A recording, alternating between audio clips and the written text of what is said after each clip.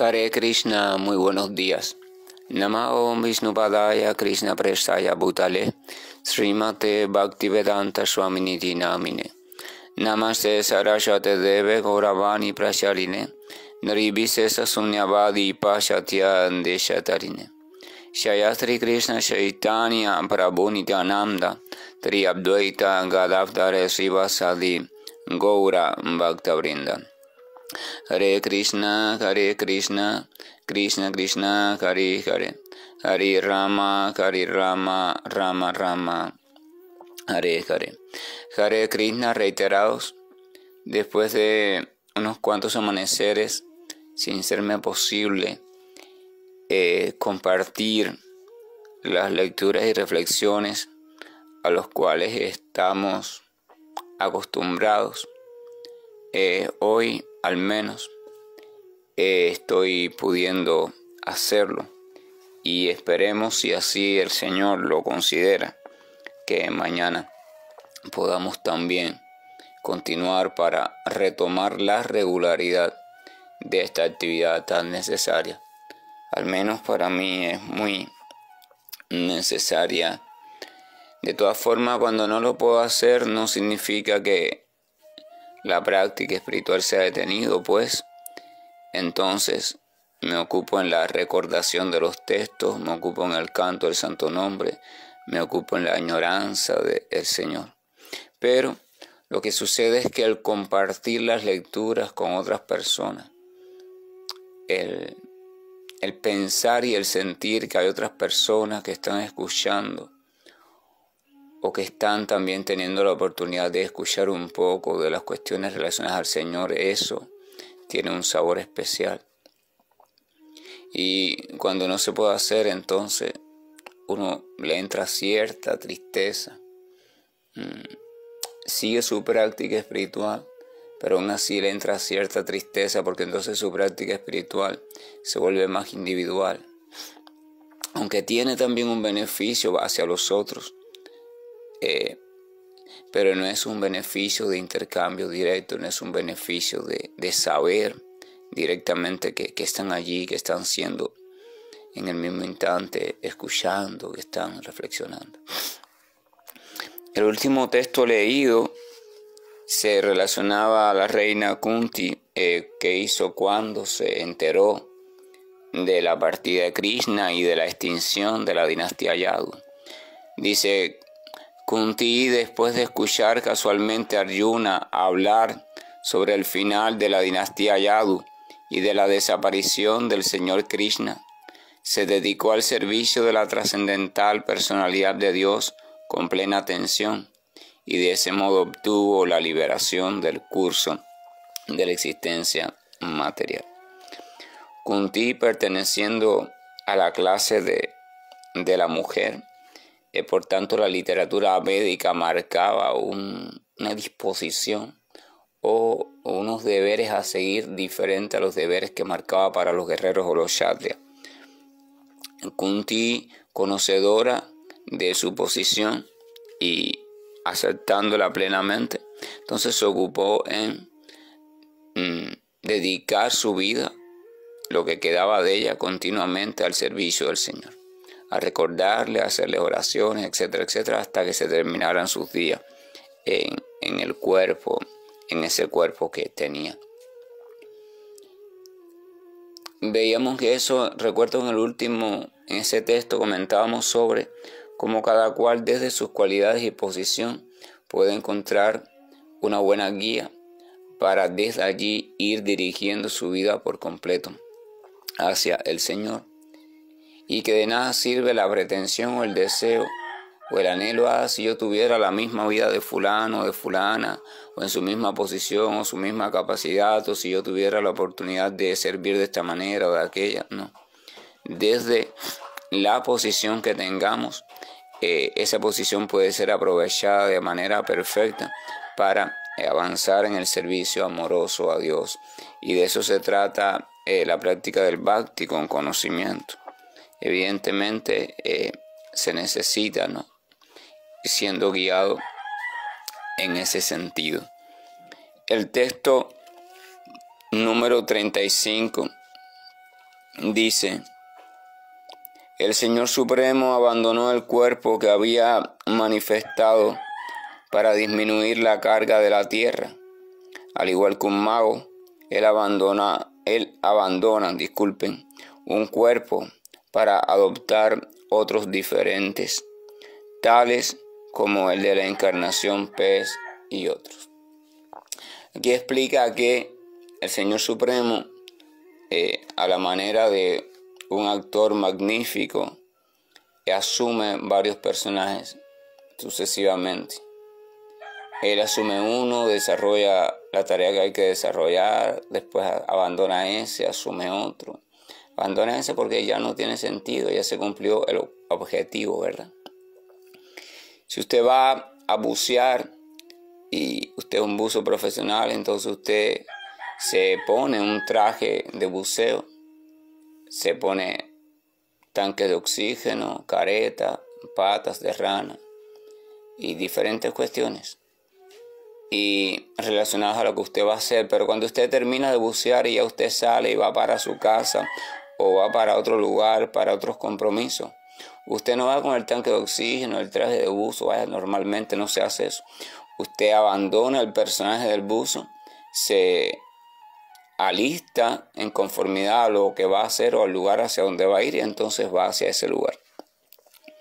Tampoco usted llega a ese lugar agitando los pies como un buzo, sino que usted llega con una postura diferente, ¿verdad? Y se desempeña de un modo diferente.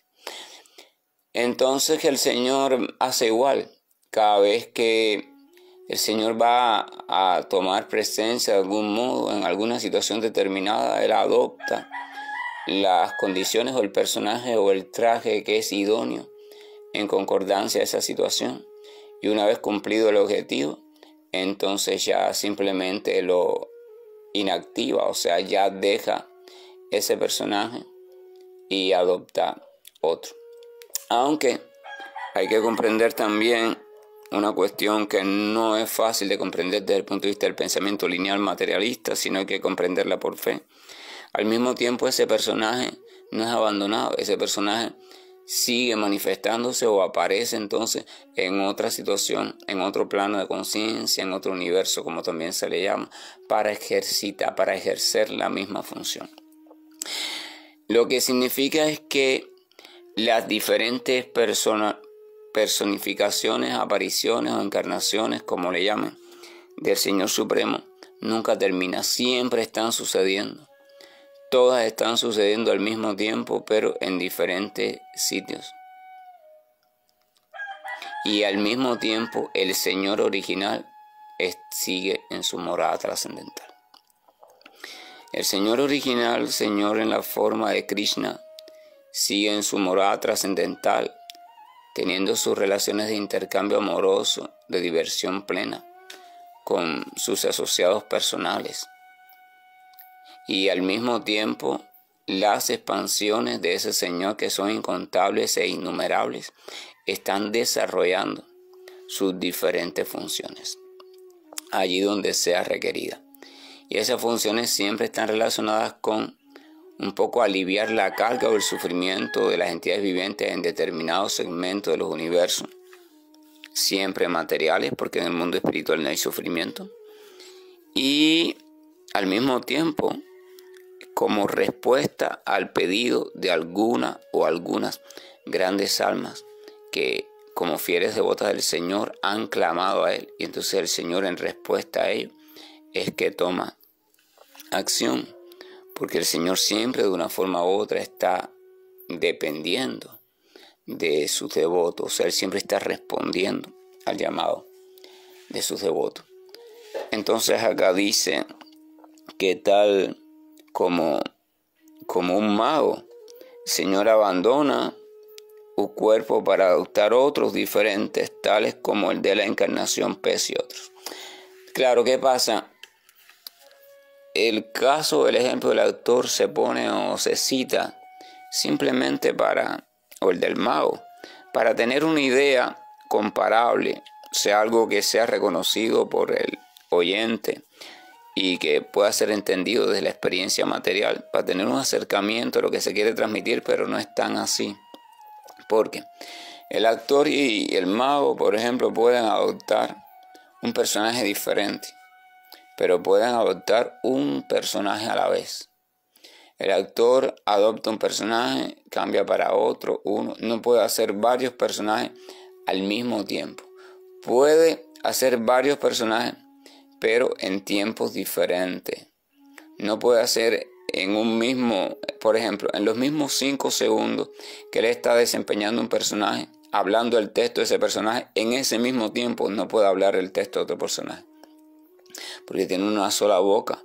Y si está ocupando el aparato fónico en ese momento en un texto, no puede ocuparlo en otro texto, con una voz diferente, con un sentimiento diferente, con un vestuario diferente, ¿verdad?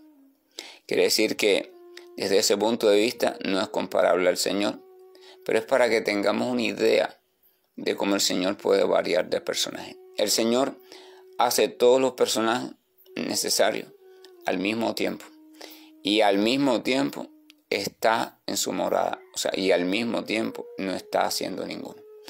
Él originalmente no está haciendo ninguno, sino que está en su original forma y en sus originales actividades, y al mismo tiempo está haciéndolos todos, actuándolos todos.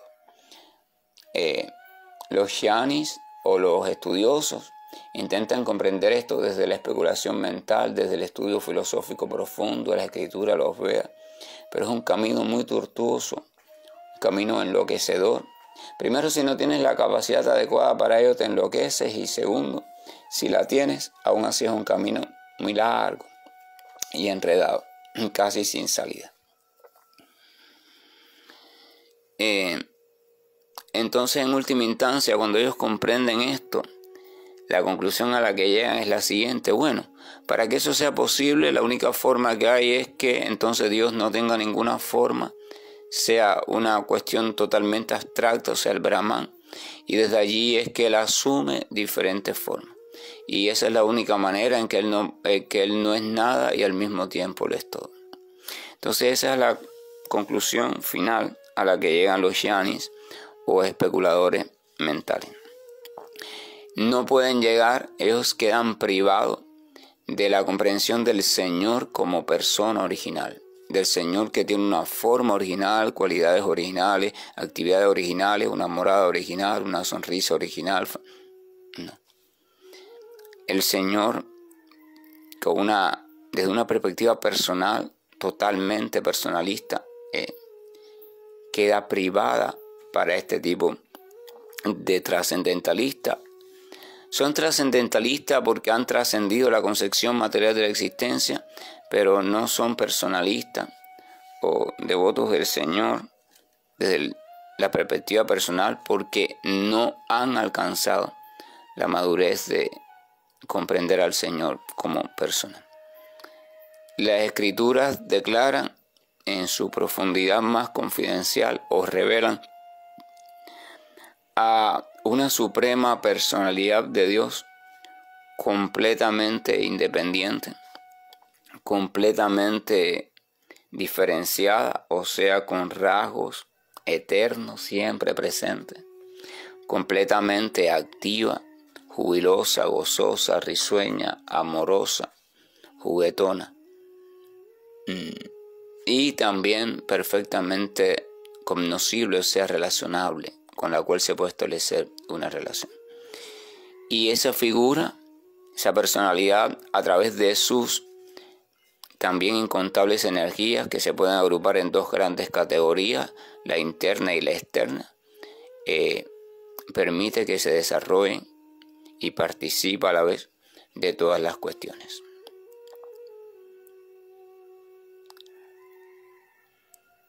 Ese es el Señor.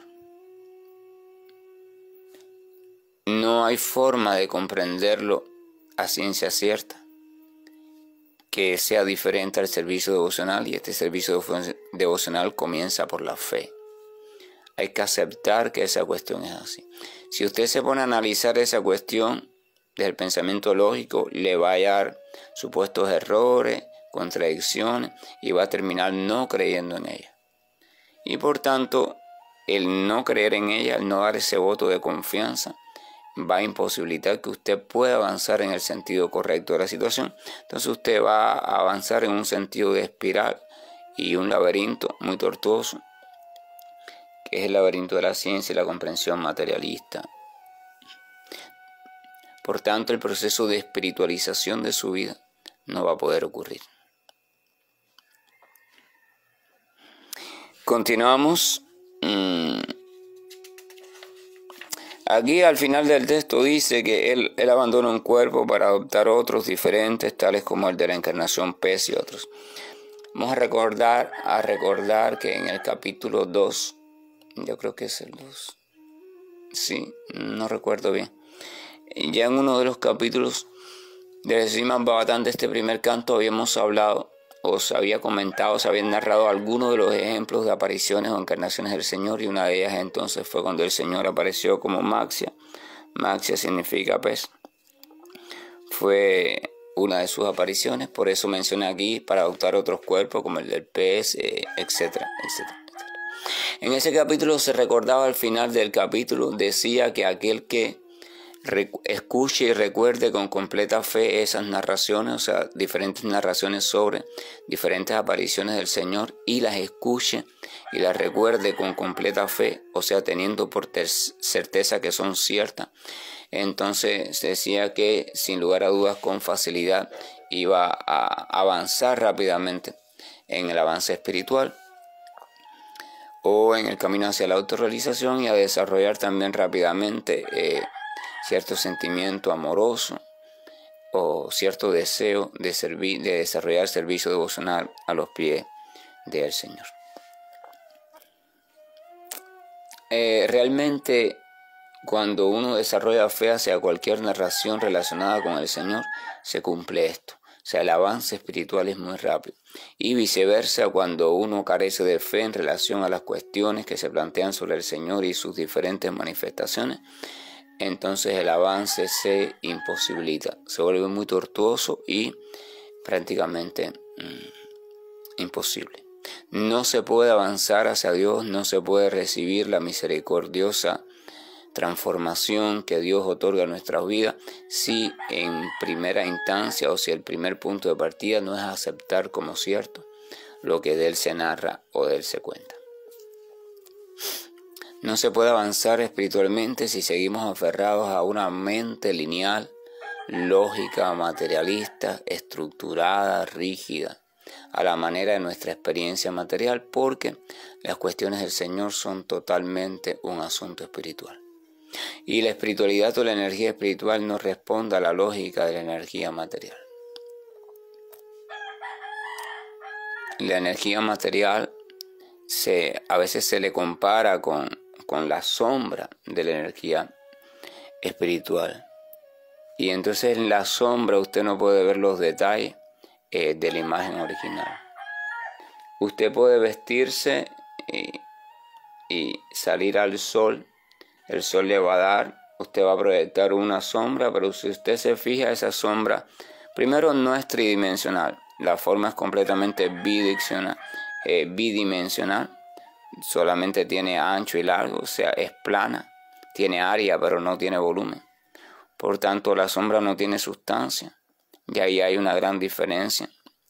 Segundo, en la sombra no se puede ver los detalles de su figura, se ve simplemente la silueta, de hecho con alguna deformación por la perspectiva de los rayos de luz.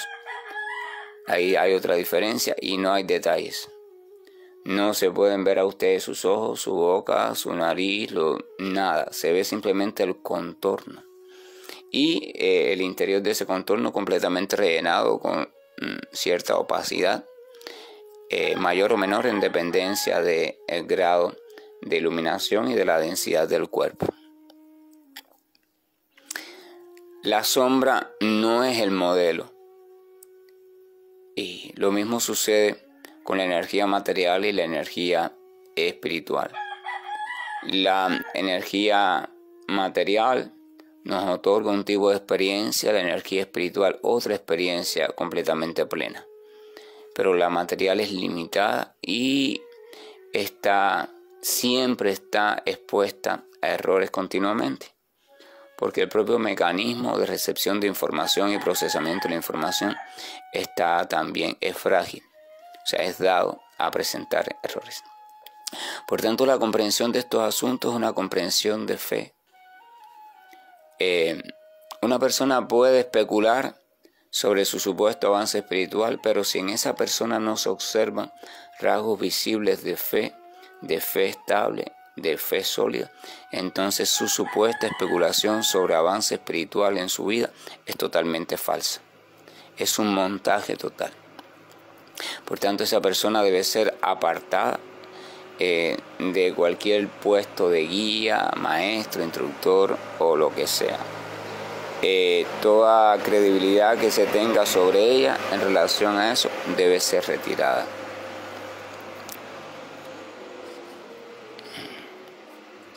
El propio Srimad Bhagavatam en el canto número 11 explica que las personas inteligentes, las verdaderas personas eruditas o sabias, se comportan como los abejorros.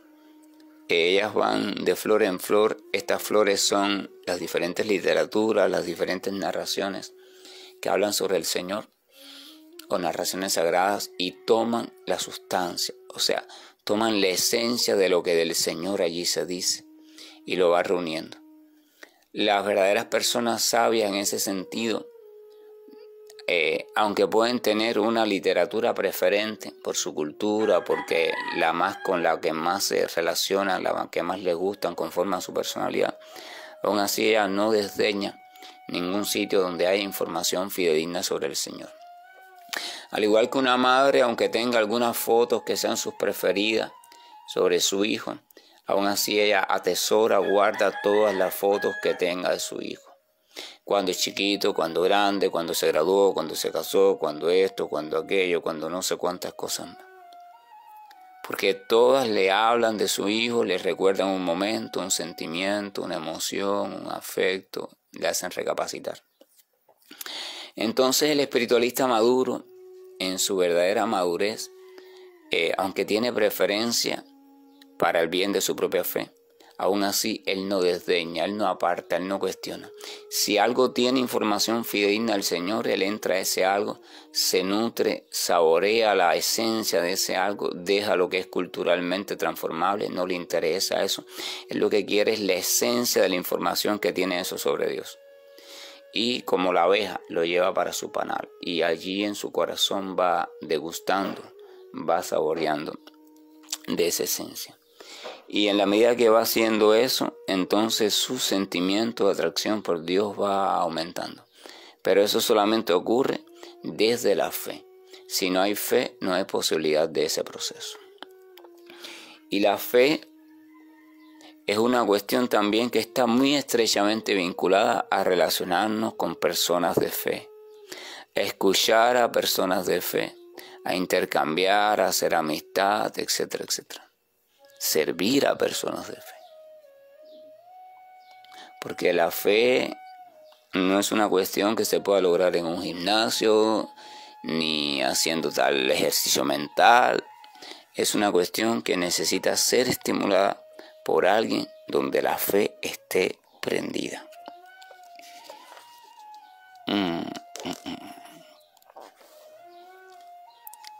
El texto 36 dice: cuando la personalidad de Dios, el Señor Krishna, se fue de este planeta terrenal en su propio cuerpo, desde ese mismo día, Kali, quien ya había aparecido parcialmente, se manifestó por completo para crearles condiciones desfavorables a aquellos que están dotados de muy escaso conocimiento.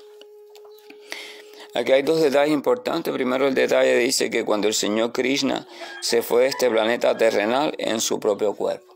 O sea, el Señor Krishna, por supuesto, no dejó cuerpo atrás.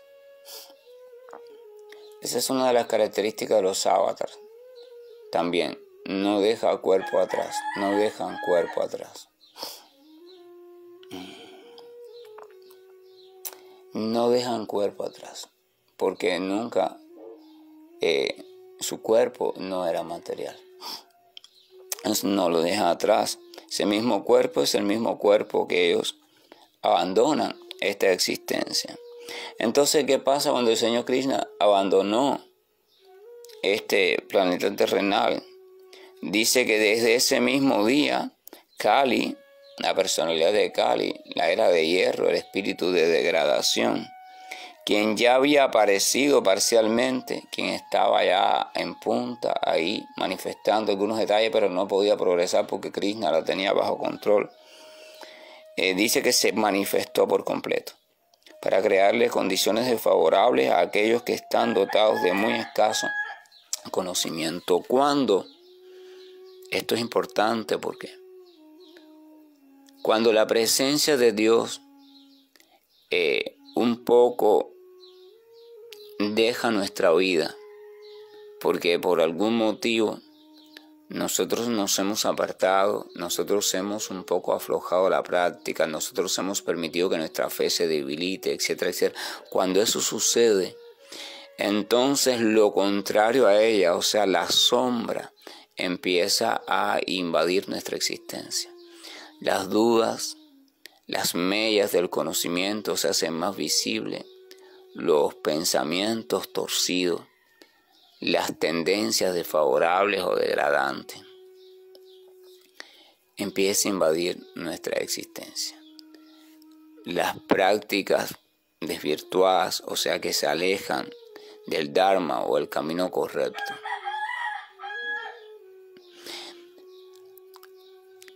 Esa es la importancia, o una de las importancias de mantener el ejercicio de la práctica diaria, de orar al Señor, recurrir al Señor, escuchar sobre el Señor, sentir sufrimiento si sentimos que hay flojedad en nuestra fe.